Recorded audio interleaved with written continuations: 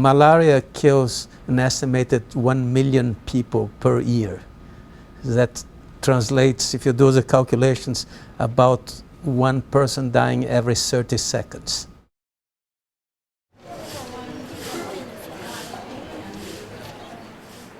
우간다 토로로의 한 종합병원. 입원실엔 침상마다 빠짐없이 모기장이 설치되어 있다. 말라리아가 워낙 많다 보니 웬만한 병원에선 예방 조치로 모기장을 설치한다. 병실을 빽빽하게 채우고 있는 환자들 중에서도 말라리아 환자가 가장 많은 수를 차지한다.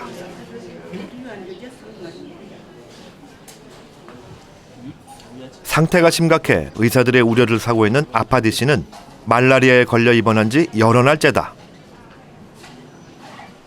그는 뼈만 남은 상태로 며칠째 참기 힘든 통증에 시달리다 병원을 찾았다. He started vomiting. She started crying, the whole body pain, the legs, headache, fever. That's how he started, especially my neighbors. There are so many.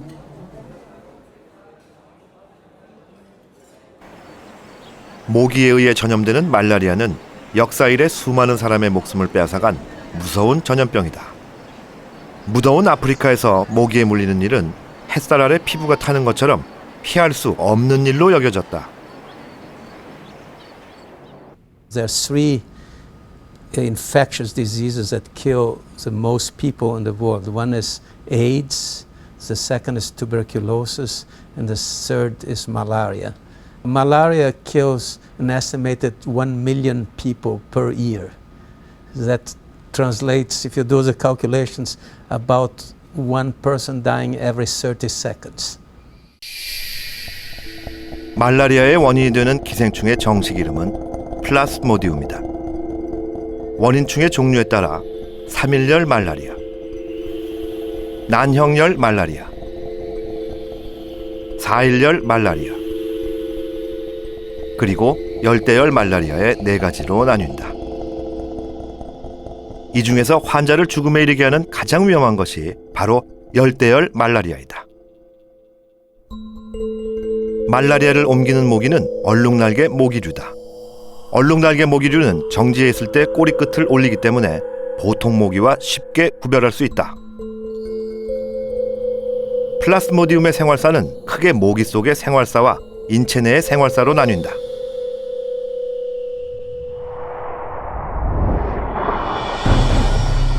모기가 피를 빨 때 인체로 들어온 플라스모디움은 간에서 열흘 동안 엄청난 숫자로 증식한다.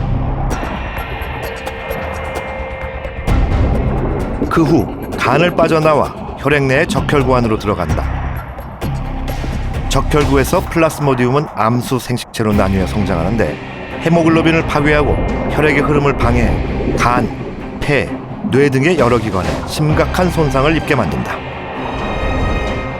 이때 다른 모기가 감염자의 피를 빨면 플라스모디움은 다시 모기 안으로 넘어간다. 피와 함께 모기의 위장으로 흘러들어간 플라스모디움의 생식체는 유성 생식으로 번식체를 형성하고 오키니트와 오시스트 단계를 거쳐 수천 마리의 종충으로 늘어난다. 이들은 모기의 몸속을 돌아다니다 침샘에 모여들어 다시 사람의 몸으로 들어갈 기회를 기다린다. At the stage when the parasite is in the liver, the person doesn't know that and they don't feel sick at all. And the life cycle of the parasite within the red blood cells takes about 2 days or 3 days, depending on the species. And at the end of that 48 hours, the parasite bursts out of the red cells and gets into some new ones. And at that time, a whole lot of poisons, toxins are released, and that's what causes fever, makes a person feel sick and vomiting.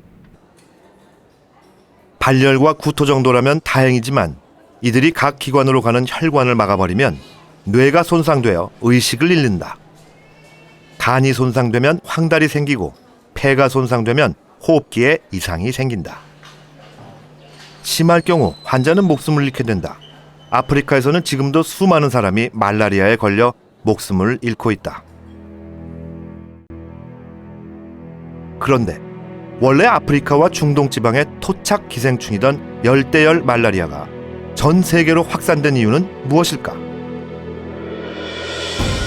17, 18세기 유럽의 아프리카 식민화 과정에서 많은 유럽인들이 말라리아로 죽었다.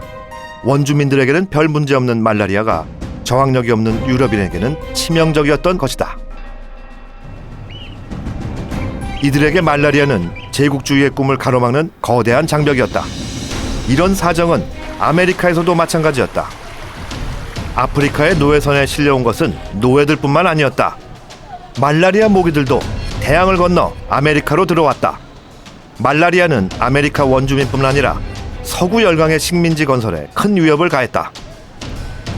식민지 전쟁에서 총칼에 의해 목숨을 잃은 병사보다 말라리아로 목숨을 잃은 군인이 훨씬 많다는 통계도 있다.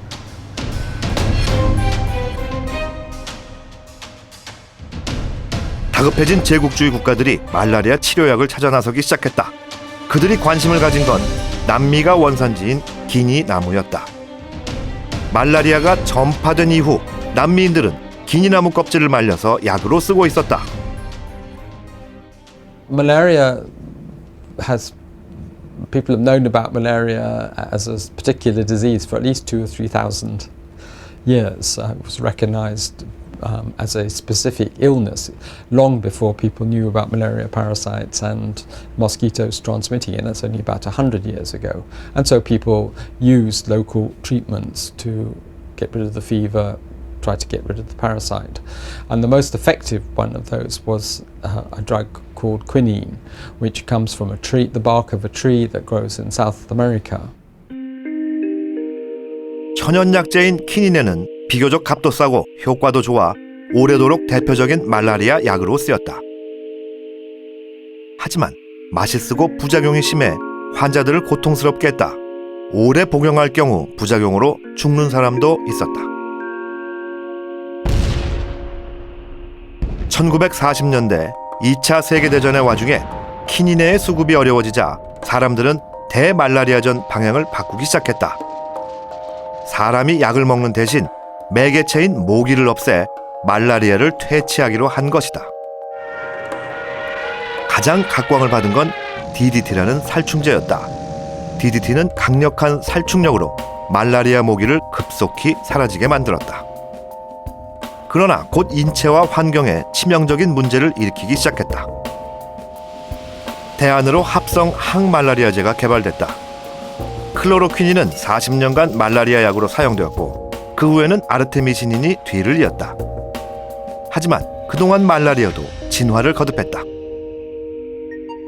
The parasite is clever and there are already beginning to be signs of resistance to the artemisinins, and that's emerged in Cambodia, in a place called Pai Lin in the west of Cambodia, and that is very worrying for everybody because if that parasite that was resistant there spread to Africa, we would have another very major problem, as happened when we got resistance to chloroquine.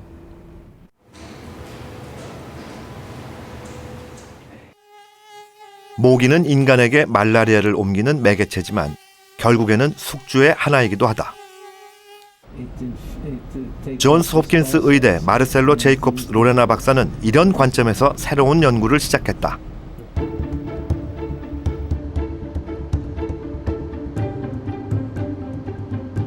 플라스모디움은 진화를 거듭하는 기생충이다. 그래서 합성 약제로 말라리아를 완벽히 극복한다는 건 불가능하다고 그는 생각했다.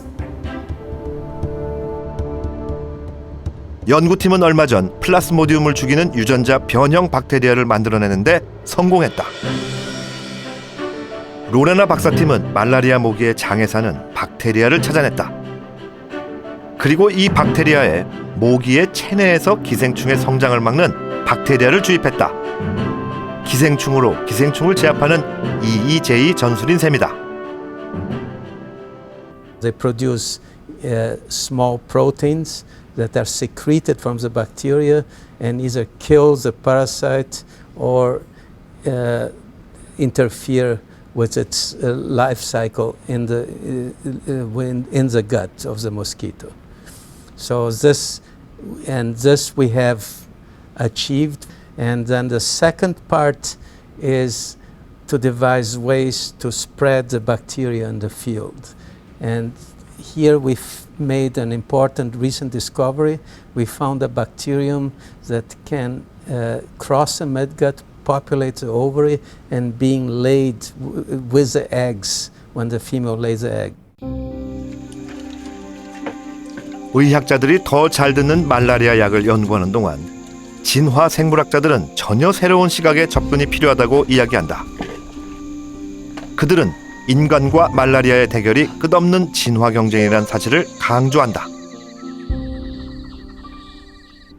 When we think only in terms of making a weapon to control the organism, then the organism evolves in response to that attempt so that it's resistant to that weapon. But if instead we think of intervening in a way that favors the mild organisms, then the organism will still respond, but it will respond in the direction we want it to go. It will respond by becoming more mild rather than responding by being more resistant to our kinds of efforts.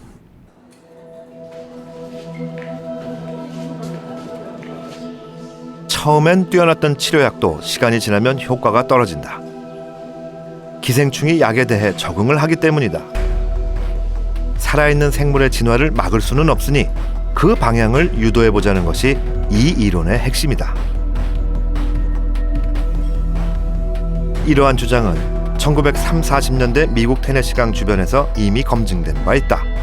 테네시강에 댐을 건설한 후 주변에 늪지가 많아지자 인근 지역의 말라리아 환자가 급격하게 늘어났다. 테네시 계곡개발청은 곤란한 지경에 빠졌다. 경제공황 타개책으로 건설된 댐을 말라리아 때문에 부술 수는 없었던 것이다. 그들은 연구 끝에 해결책을 찾아냈다. 댐 주변 지역의 모든 집에 강제로 모기장을 치고 방역을 수시로 실시하는 것이었다. 사람들은 모기장을 갖고 말라리아를 퇴치할 수 있겠느냐고 비웃었다. 그러나 결과는 놀라웠다. 1, 2년 만에 이 지역에서 말라리아가 거의 사라진 것이다. The sad part of this story is that here we had a solution that was demonstrated to be effective, but by the time it was published, people had already moved to other ways of intervening to try to control malaria. They already invested in this, and they've never come back. The argument that I've been making about making the organism evolve to mildness, probably the one long-term solution that will work effectively. It's the one evolutionary solution that I think we'll eventually move towards, because we'll be so frustrated with the continual arms races and having to continually be generating so many anti-malarial compounds and continually having malaria pushing back as soon as we relax our efforts or as soon as it evolves resistance to our efforts. So I think that that's going to be the main effect, the most effective intervention.